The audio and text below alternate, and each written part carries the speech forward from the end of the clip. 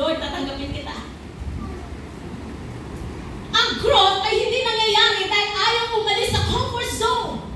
Tandaan ho natin, if we want growth in our lives, tandaan po natin, tingnan lang po natin yung mga magulang kung paano dinidisiplina ang kanilang mga anak.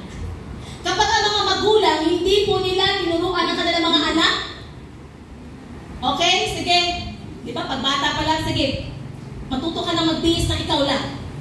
Pero kung bibihin ng magulang hanggang paglaki, kapag ang ating mga anak ay hanggang pagtanda nila nakadepende pa rin sa'yo, hindi sila matututo. Ibig sabihin, kailangan sila i-push beyond their comfort zone for them to be independent. Para sila po ay mag-grow, para sila po ay lumago. Tayo po mga Kristiyano, tayo po mga mananampalataya, part of the body of Christ, member of the body of Christ, dapat ang ating pong perspective, ang ating pong focus ngayon ay spiritual growth. Lalago tayo, and for us to grow, kailangan natin umalis sa comfort zone.